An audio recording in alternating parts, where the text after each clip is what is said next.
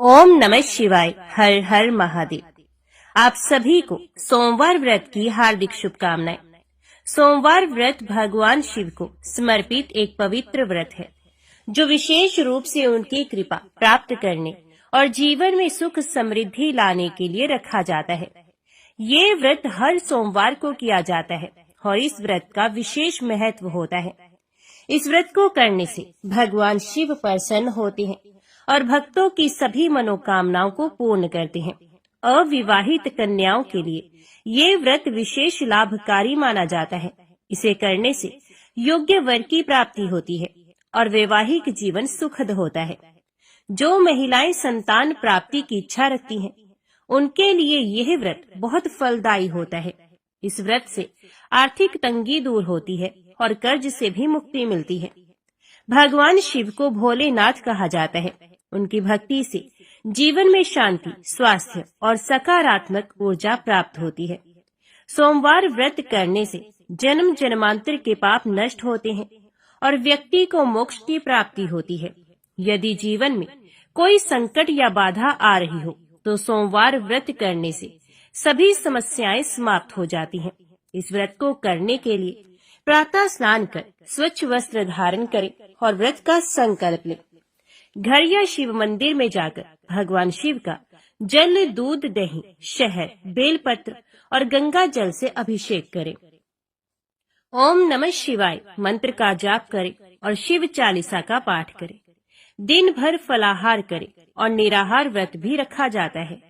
शाम के समय फिर से भगवान शिव की पूजा करें और सोमवार व्रत कथा को पढ़ें अथवा सुनें। शिव आरती करें और प्रसाद वितरण करें। अगले दिन प्रातः किसी ब्राह्मण या जरूरतमंद को भोजन कराकर व्रत का पारण करें। ये व्रत हर सोमवार किया जाता है या फिर 16 सोमवार तक लगातार यह व्रत करने से विशेष फल की प्राप्ति होती है। और श्रावण मास में किए जाने वाले सोमवार व्रत का भी विशेष महत्व होता है। सोमवार व्रत भगवान शिव की कृपा पाने और जीवन में सुख समृद्धि लाने का एक उत्तम साधन है। जो भी श्रद्धालु इसे श्रद्धा और भक्ति के साथ करता है, उसे भगवान शिव का आशीर्वाद प्राप्त होता है और उसके जीवन की सभी परेशानियां दूर हो जाती हैं। अभी सुनिए सोमवार की पौराणिक व्रत कथा। आर्याव्रत में चित्रवर्मा नाम से प्रसिद्ध एक राजा थे।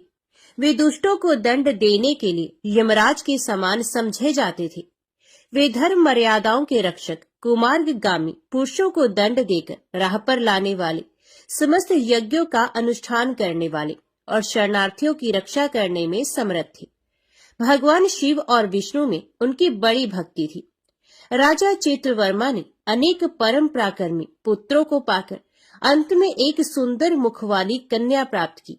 एक दिन राजा ने जातक के लक्षण जानने वाले श्रेष्ठ ब्राह्मणों को बुलाकर कन्या की जन्म कुंडली के अनुसार भावी फल पूछे। तब उन ब्राह्मणों में से एक बहुज्ञ विद्वान ने कहा, महाराज, यह आपकी कन्या सीमंतनी नाम से प्रसिद्ध होगी। ये उमा भगवती माता की भांति मांगलमयी, दमयंती की भांति परम सुंदरी, सरस्वती के समान सब कलाओं को जानने वाली तथा लक्ष्मी की भांति अत्यंत सद्गुणों से सुशोभित होगी। ये 10,000 वर्षों तक अपने स्वामी के साथ आनंद भोगेगी और 8 पुत्रों को जन्म देकर उत्तम सुख का उपभोग करेगी। तत्पश्चात एक दूसरे ब्राह्मण ने कहा, यह कन्या 14वें वर्ष में विधवा हो जाएगी। ये वज्रघात के समान दारुण वचन सुनकर राजा 2 घड़ी तक चिंता में डूबे रहे।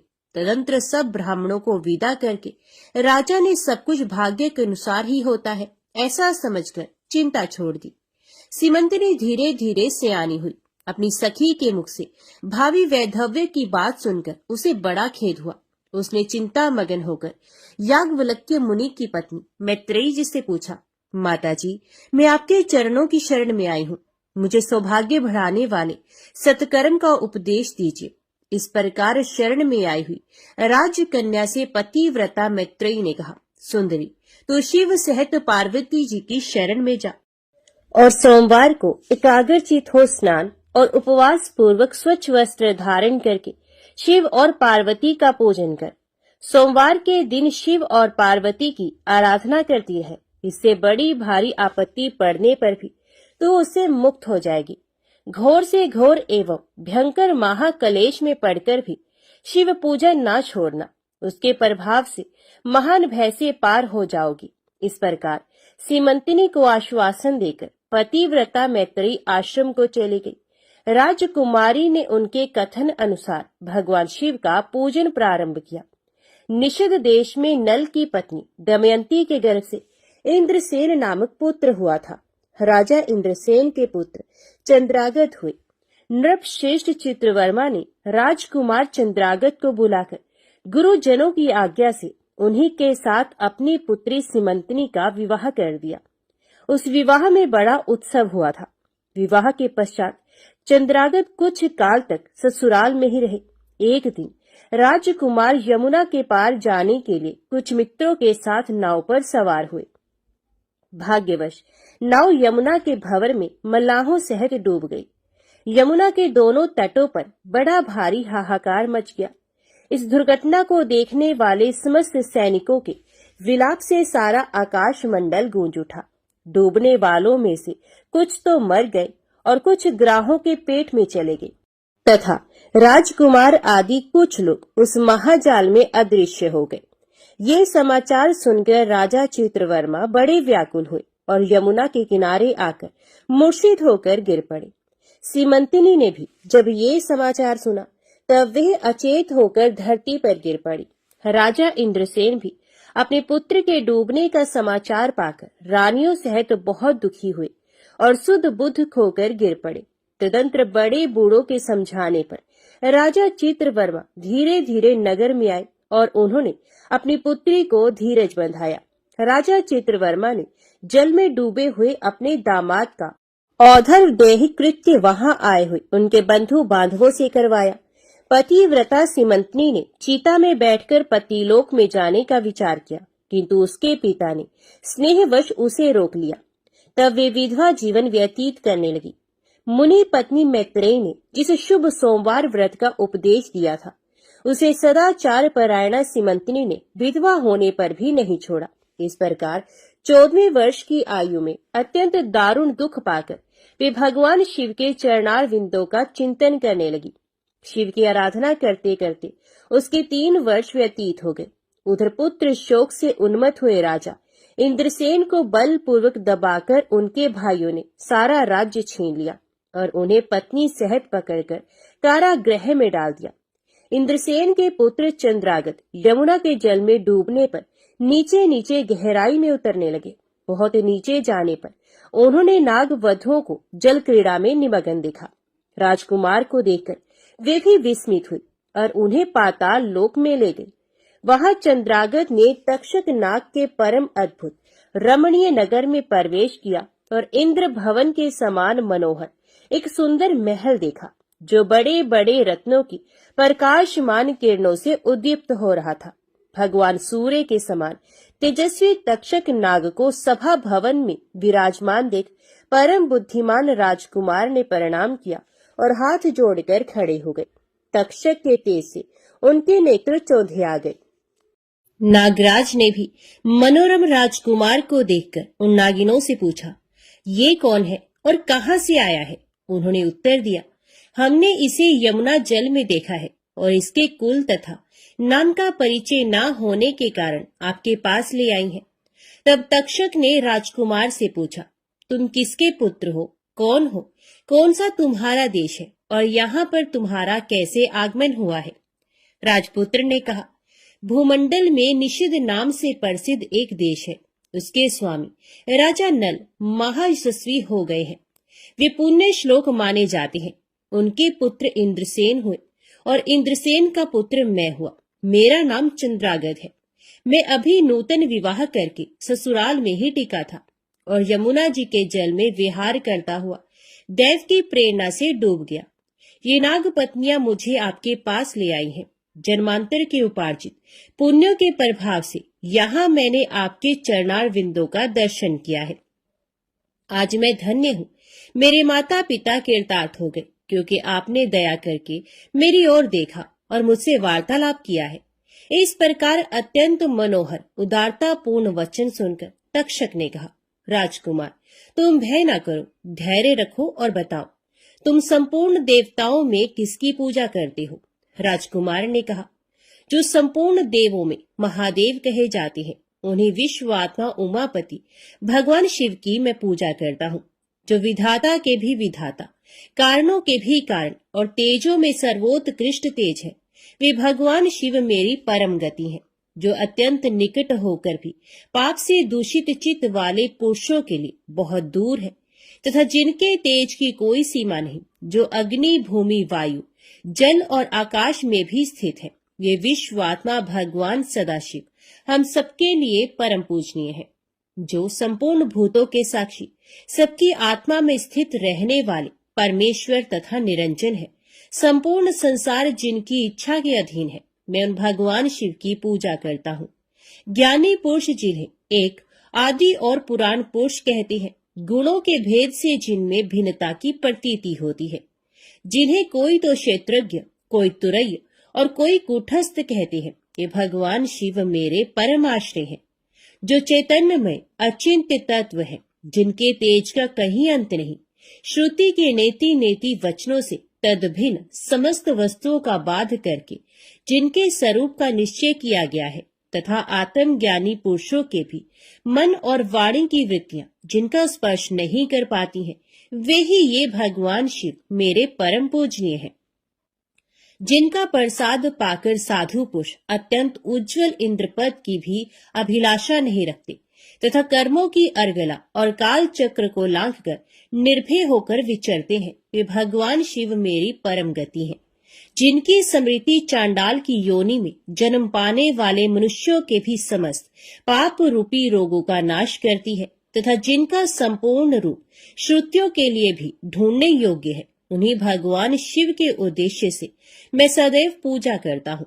देव नदी गंगा जिनके मस्तक पर स्थान पाकर सुशोभित होती है, भगवती जगदम्बिका जिनके अर्धांग में निवास करती है, तक्षक और वासुकी दोनों नागराज जिनके कानों के कुंडल हैं, वे चंद्रशेखर भगवान शिव मेरे परमाश्रय हैं। जिनके चरण कमल वेदों के शीर्ष स्थानीय उपनिषदों में गौरवान्वित होती है, वेदांत की श्रुति भी जिनके चरणार विंदों का गुणगान करती है, जिनका दिव्य स्वरूप सदा योगियों के हृदय में प्रकाशित होता है, तथा जिनकी सगुण मूर्ति संपूर्ण तत्वों का प्रकाश करने वाली है। गुणमयी सृष्टि पर विजय पाने वाले वे भगवान शंकर मेरे द्वारा पूजित होते हैं। राजकुमार की ये बात सुनकर तक्षक का चित्त प्रसन्न हो गया। उनके हृदय में महादेव जी के प्रति नूतन भक्ति भाव का उदय हो गया और वे उनसे इस प्रकार बोले, राजेंद्र नंदन, तुम्हारा कल्याण हो। मैं तुम पर बहुत प्रसन्न हूँ, क्योंकि तुम बालक होकर भी सर्वोत्कृष्ट परात्पर शिव तत्व को जानते हो। देखो, ये रत्न में लोक है, ये मनोहर नेत्रों वाली युवतियां हैं, ये मनोवांछित कामना पूर्ण करने वाले कल्प वृक्ष है, तथा ये अमृत रूपी जल से भरी हुई बावलियां हैं। यहाँ मृत्यु का दारुण भय नहीं है, बुढ़ापा और रोग से यहाँ किसी को पीड़ा नहीं होती है। तुम इच्छा अनुसार यही रहो और यथा योग्य सुख भोगों का उपभोग करो। नागराज के ऐसा कहने पर राजकुमार हाथ जोड़कर बोले, नागराज, मैंने समय पर विवाह किया है। मेरी पत्नी उत्तम व्रत का पालन करने वाली और शिव पूजा परायणा है, और मैं अपने माता पिता का इकलौता पुत्र हूँ। वे सब लोग इस समय मुझे मरा हुआ मानकर महान शोक से घिर गए होंगे, अतः मुझे किसी प्रकार भी यहाँ अधिक समय तक नहीं ठहरना चाहिए। आप कृपा करके मुझे उसी मनुष्यलोक में पुनः पहुंचा दे। नागराज तक्षक ने कहा, राजकुमार, तुम जब जब मेरी याद करोगे तब तब तुम्हारे सामने प्रकट हो जाऊंगा। ऐसा कहकर उन्होंने राजकुमार को एक सुंदर अश्व भेंट किया, जो इच्छा के अनुसार चलने वाला था। अनेक प्रकार के द्वीपों, समुद्रों और लोकों में उसकी अप्रतिहत गति थी। इसके सिवा उन्हें रत्न में आभूषण, दिव्य वस्त्र एवं दिव्य अलंकार भेंट किए। उनकी सहायता के लिए सारी व्यवस्था करने के पश्चात तक्षक ने जाओ कहकर प्रेम पूर्वक उन्हें विदा किया। चंद्रांगन उस घोड़े पर सवार हो निकले और थोड़ी ही देर में यमुना के जल से बाहर आकर उस दिव्य अश्व पर चढ़े हुए नदी के रमणीय तट पर घूमने लगे। इसी समय पतिव्रता सिमंतनी अपनी सखियों से घिरी हुई वहां स्नान करने के लिए आई। उसने यमुना के तट पर मनुष्य रूपधारी नाग कुमार के साथ भ्रमण करते हुए राजकुमार चंद्रागत को देखा। दिव्य अश्व पर आरूढ़ हुए अपूर्व आकार वाले उन राजकुमार को देखकर वे उन्हीं की ओर दृष्टि लगाए खड़ी हो गई। उसे देखकर चंद्रागत ने भी मन ही मन विचार किया, जान पड़ता है इसे मैंने पहले कभी देखा है। तत्पश्चात वे घोड़े से उतरकर नदी के किनारे आ बैठे और उस सुंदरी को बुलाकर समीप बैठाकर पूछा, तुम कौन हो, किसकी स्त्री और किसकी कन्या हो? सिमंतनी लज्जावश स्वयं कुछ बोल न सकी। तब उसकी सखी ने सब बातें बताई। इसका नाम सिमंतनी है। ये निषद राज इंद्रसेन की पुत्र वधु, युवराज चंद्रागत की पत्नी और महाराज चित्रवर्मा की पुत्री है। दुर्भाग्यवश इसके पति इस महाजल में डूब गए। इससे वैधव्य का दुख प्राप्त करके यह बाला शोक से सूखती जा रही है। अत्यंत प्रबल शोक में ही इसने 3 वर्ष व्यतीत किए हैं। आज सोमवार है, इसलिए यहाँ यमुना जी के स्नान करने के लिए आई है। इसके ससुर का राज्य भी शत्रु ने छीन लिया है, बलपूर्वक उस पर अधिकार जमा लिया है और वे महाराज अपनी पत्नी के साथ उनकी कैद में पड़े हैं। ये सब होने पर भी ये निर्मल अंतकरण वाली सदाचार परायणा राजकुमारी प्रति सोमवार को अत्यंत भक्ति भाव के साथ पार्वती सहित महादेव जी की पूजा करती है। उत्तम व्रत का पालन करने वाली सिमंतनी ने अपनी सखी के मुख से सब बातें कहलवाकर स्वयं भी राजकुमार से पूछा, आप कौन हैं?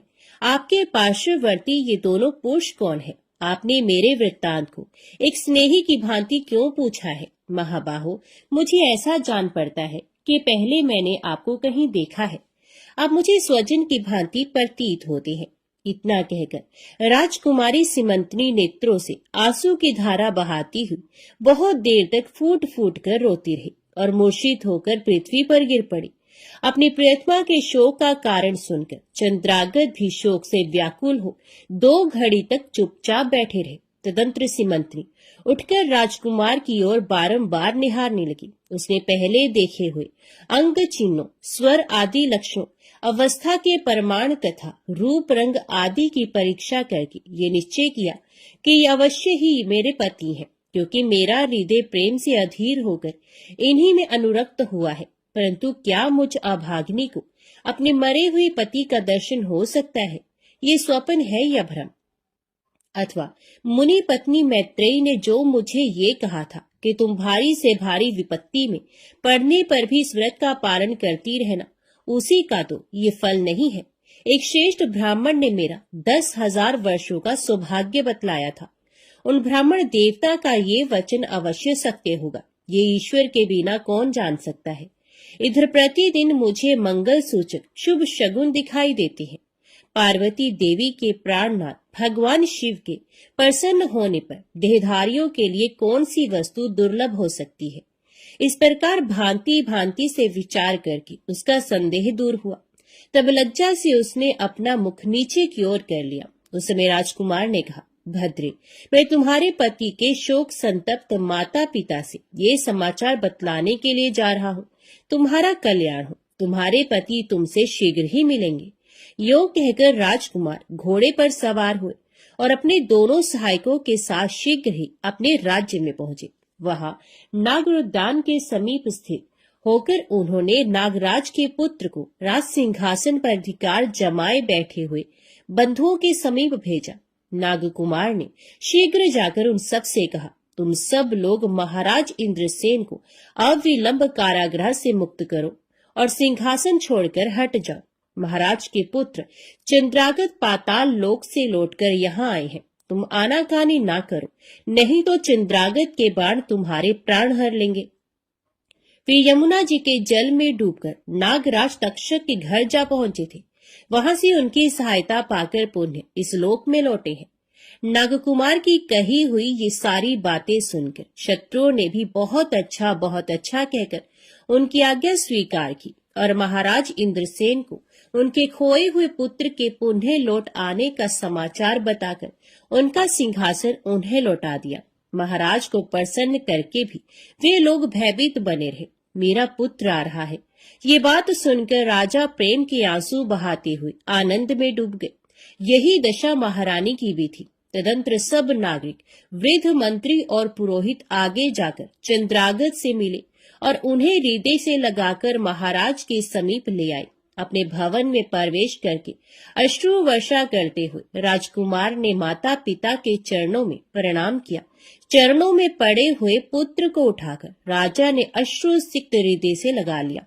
क्रमश सब माताओं को प्रणाम करके उनका आशीर्वाद लेकर राजकुमार पुरवासियों से मिले और उन्होंने सबको यथा योग्य सम्मान दिया। उन्हें सबके साथ राजसभा में बैठकर अपना सब वृतांत पिता से निवेदन किया और नागराज तक्षक से मित्रता होने की भी बात बताई। राजकुमार का चित्र देख और सुनकर राजा इंद्रसेन हर्ष से विवल हो गए।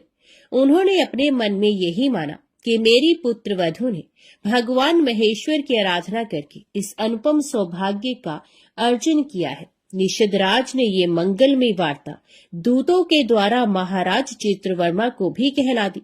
ये अमृतमय वार्ता सुनकर महाराज चित्रवर्मा आनंद से विवल हो गए और बड़े वेग से उठकर उन्होंने संदेश वाहकों को उपहार में बहुत धन दिया। फिर अपनी पुत्री को बुलवाकर उन्होंने उससे वैधव्य के चिन्हों का परित्याग करवाया और उसे नाना प्रकार के आभूषणों से विभूषित किया। तत्पश्चात समूचे राष्ट्र के गांव और नगर आदि में बड़ा भारी उत्सव हुआ और सब लोगों ने राजकुमारी सीमंतिनी के सदाचार की बड़ी प्रशंसा की। चित्रवर्मा ने इंद्रसेन के पुत्र चंद्रागत को बुलाकर सीमंतिनी को उनके साथ विदा कर दिया। चंद्रागत ने तक्षक के घर से लाए हुए रत्न आदि आभूषणों के द्वारा, जो मानव मात्र के लिए अत्यंत दुर्लभ है, अपनी पत्नी को अलंकृत किया। तपे हुए स्वर्ण के समान सुशोभित 40 कोस तक जाने वाली सुगंध से युक्त दिव्य अंगराग से सीमंतिनी की बड़ी शोभा हो रही थी। कमल के केसर के समान रंग वाले कल्प वृक्ष के पुष्पों से बनी हुई और कभी ना कुम्हलाने वाली माला भी सती सीमंतिनी की शोभा बढ़ा रही थी। इस प्रकार शुभ मुहूर्त में अपनी पत्नी को साथ लेकर श्वशुर की आज्ञा से चंद्रागत पुनः अपनी नगरी में आए। महाराज इंद्रसेन ने अपने पुत्र को राज सिंहासन पर बिठाकर तपस्या द्वारा भगवान शिव की आराधना करके योगी पुरुषों को उपलब्ध होने वाली उत्तम गति प्राप्त की। राजा चंद्रागत ने अपनी धर्म पत्नी सीमंतिनी के साथ 10,000 वर्षों तक नाना प्रकार के विषयों का उपभोग किया। उन्होंने 8 पुत्रों और 1 कन्या को जन्म दिया।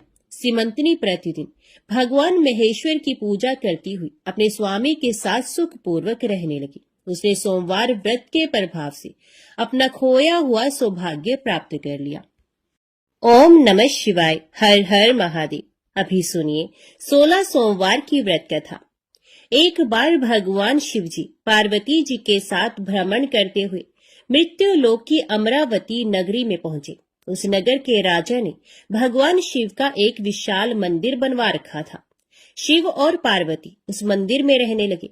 एक दिन पार्वती ने भगवान शिव से कहा कि हे प्राणनाथ, आज मेरी चौसर खेलने की इच्छा हो रही है।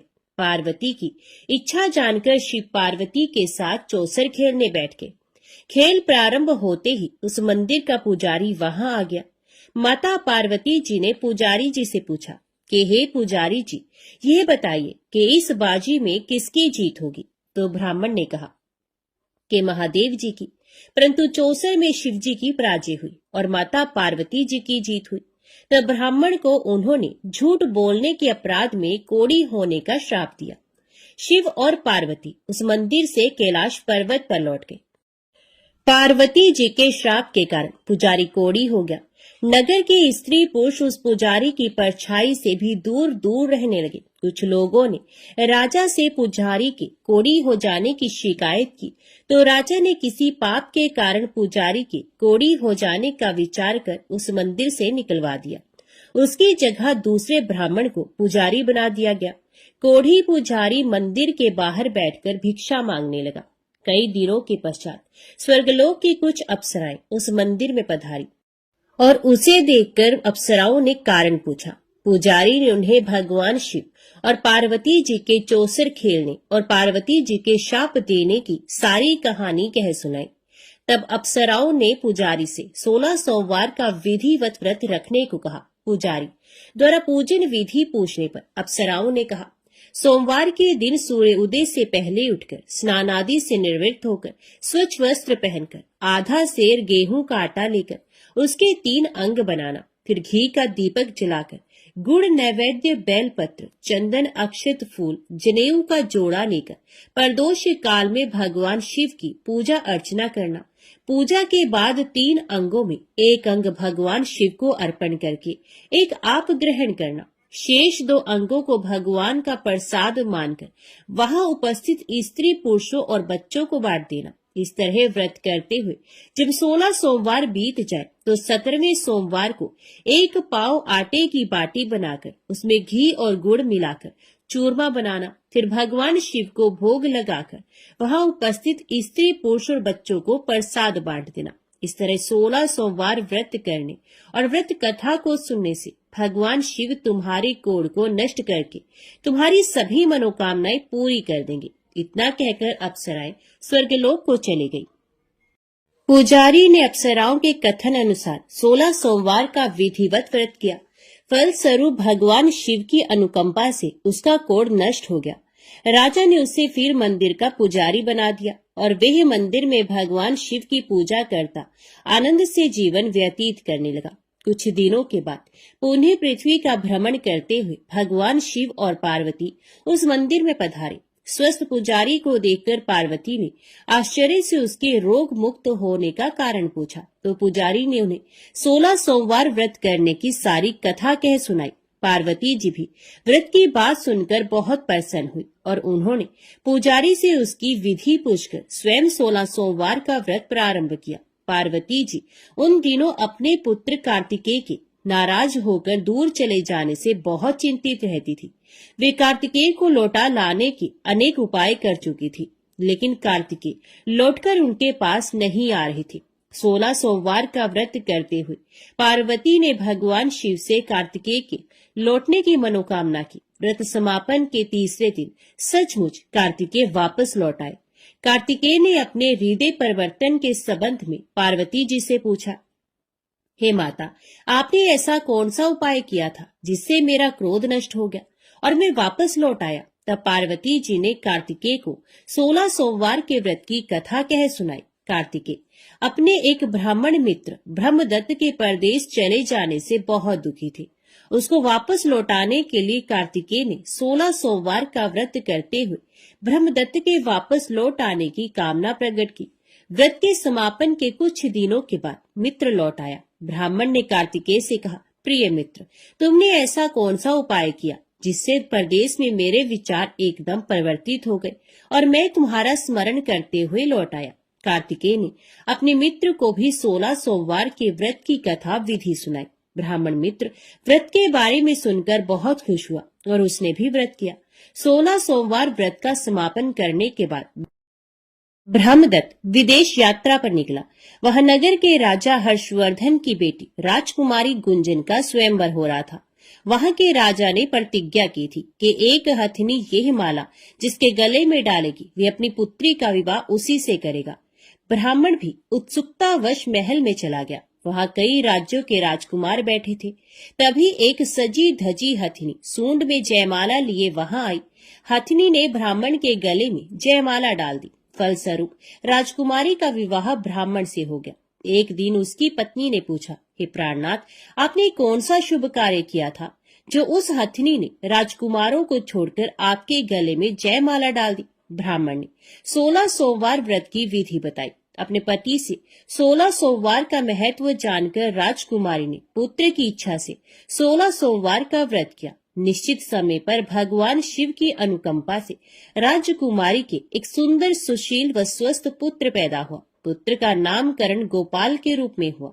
बड़ा होने पर पुत्र गोपाल ने भी माँ से एक दिन प्रश्न किया कि मैंने तुम्हारे ही घर में जन्म लिया, इसका क्या कारण है? माता गुंजन ने पुत्र को 16 सोमवार व्रत की जानकारी दी। व्रत का महत्व जानकर गोपाल ने भी व्रत करने का संकल्प किया। गोपाल जब 16 वर्ष का हुआ तो उसने राज्य पाने की इच्छा से 16 सोमवार का विधिवत व्रत किया। व्रत समापन के बाद गोपाल घूमने के लिए समीप के नगर में गया।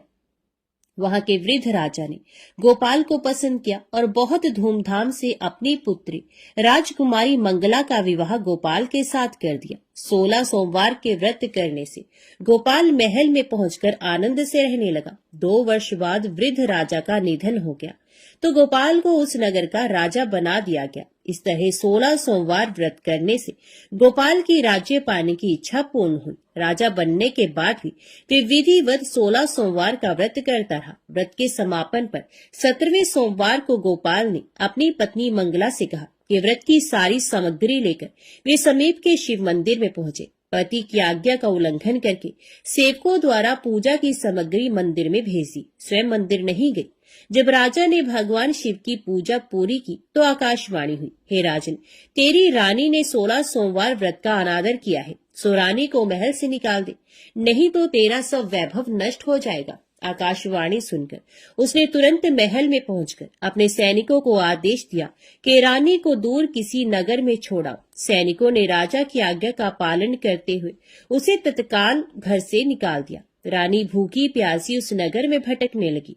रानी को उस नगर में एक बुढ़िया मिली। ये बुढ़िया सूत काट कर बाजार बेचने जा रही थी, लेकिन इस बुढ़िया से सूत उठ नहीं रहा था। बुढ़िया ने रानी से कहा, बेटी, यदि तुम मेरा सूत उठाकर बाजार तक पहुंचा दो और सूत बेचने में मेरी मदद करो तो मैं तुम्हें धन दूंगी। रानी ने बुढ़िया की बात मान ली, लेकिन जैसे ही रानी ने सूत की गठरी को हाथ लगाया तभी जोर की आंधी चली और गठरी खुल जाने से सारा सूत आंधी में उड़ गया। बुढ़िया ने उसे फटकार कर भगा दिया।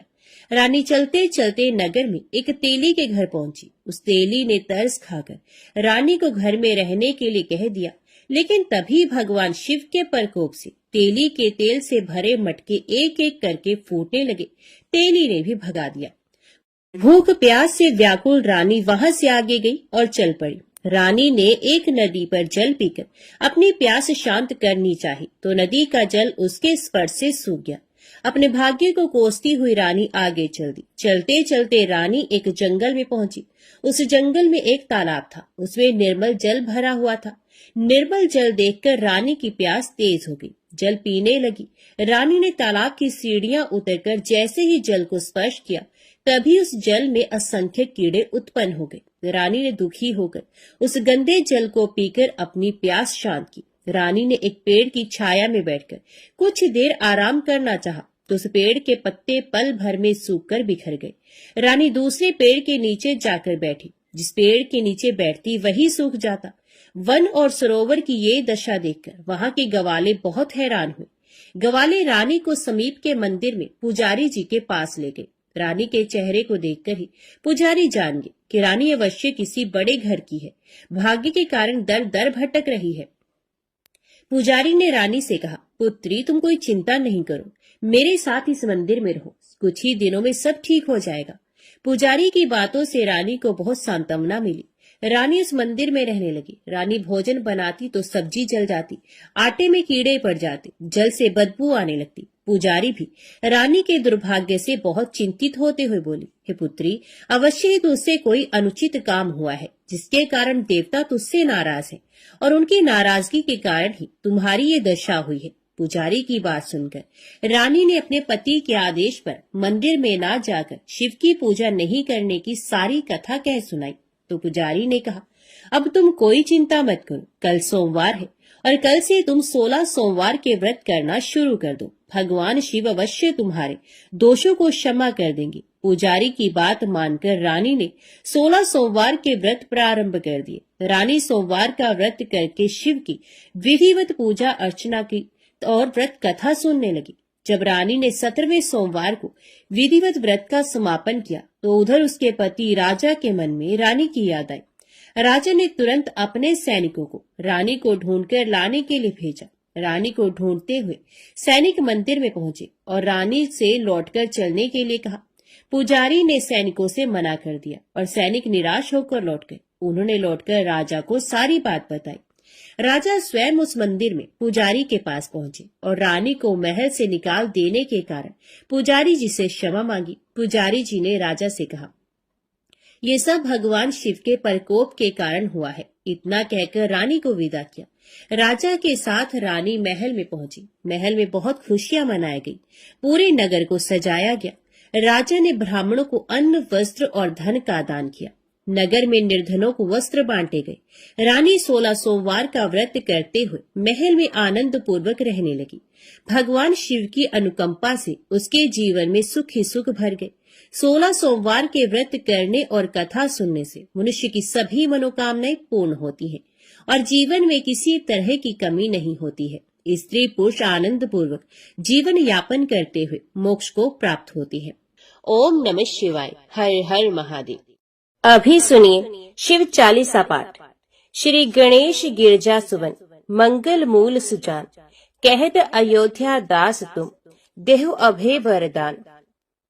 जय गिरजापति दीन दयाला, सदा करत संतन प्रतिपाला। भाल चंद्रमा सोहत नीके, कानन कुंडल नाग फनीके। अंग गौर शिरगंग बहाय, मुंड माल तन छारे लगाए।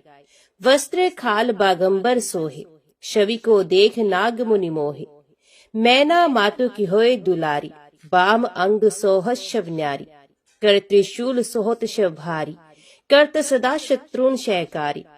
नंदी गणेश सोहे तहि कैसे, सागर मध्य कमल है जैसे।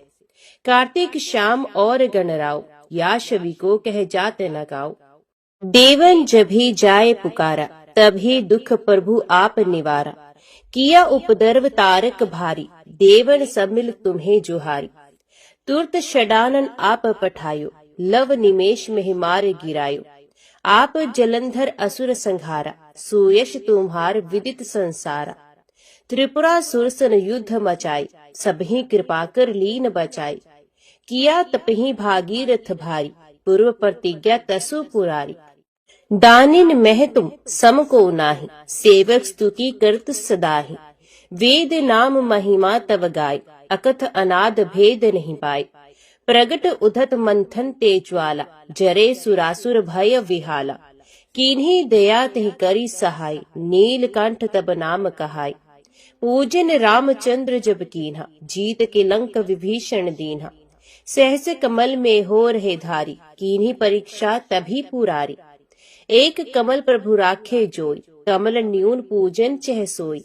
कठिन भक्ति देखी प्रभु शंकर, भय प्रसन्न दिए इच्छत वर। जय जय जय अनंत अविनाशी, करत कृपा सबके घटवासी। दुष्ट सकल नित मोह सतावे, भ्रमत रहे मोह चैन न आवे। त्राही त्राही मैं नाथ पुकारो, यह अवसर मोह आन उबारो। लै त्रिशूल शत्रुन को मारो, संकट से मोह आन उबारो। माता पिता भ्राता सब कोई, संकट में पूछत नहीं कोई। स्वामी एक है आस तुम्हारी, आय हरो अब संकट भारी। धन निर्धन को देत सदाही, जो कोई जांचे वो फल पाही। स्तुति कह विद करो तुम्हारी, शंभो नाथ अब चूक हमारी। शंकर हो संकट के नाशन, मंगल कारण विघ्न विनाशन। योगी यतमुन ध्यान लगावे, नारद शारद शीश नवावे। नमो नमो जय नमो शिवाय, सुर ब्रह्मादिक पार न पाए। जो ये पाठ करे मन लाई, तापर होत है शंभु सहाय। ऋणिया जो कोई अधिकारी, पाठ करे सो पावन हारी। पुत्रहीन कर इच्छा कोई, निश्चय शिव परसाते ही होय। पंडित त्रयोदशी को लावे, ध्यान पूर्वक होम करावे। त्रयोदशी व्रत करे हमेशा, तन्नहि ताके रहे कलेशा। धूप दीप नैवेद्य चढ़ावे, शंकर सम्मुख पाठ सुनावे। जन्म जन्म के पाप नसावे, अंतवास शिवपुर में जावे। कहे अयोध्या आस तुम्हारी, जान सकल दुख हरी हमारी। नित्य नेम कर प्रातः ही, पाठ करो चालीसा। तुम मेरी मनोकामना पूर्ण करो जगदीश। मकसर छठे मत ऋतु, संवत 64 जान। स्तुति चालीसा शिव ही, पूर्ण कीन कल्याण। ओम नमः शिवाय। हर हर महादेव। अभी सुनते हैं भगवान भोलेनाथ की आरती। जय शिव ओंकारा, प्रभु जय शिव ओंकारा। ब्रह्मा विष्णु सदा शिव, अर्धांगी धारा। ओम जय शिव ओंकारा। एकानन चतुरानन पंचानन राजे, हंसासन गरुड़ासन वृषवाहन साजे। ओम जय शिव ओंकारा। दो भुज चार चतुर्भुज, 10 भुज अति सोहे, त्रिगुण रूप निरखता त्रिभुवन जन मोहे। ओम जय शिव ओंकारा। अक्षमाला बनमाला रुंडमाला धारी, चंदन मृग मद सोहे भाले शशिधारी। ओम जय शिव ओंकारा। श्वेतांबर पीतांबर बाघांबर अंगे, सनकादिक गरुणादिक भूतादिक संगे। ओम जय शिव ओंकारा।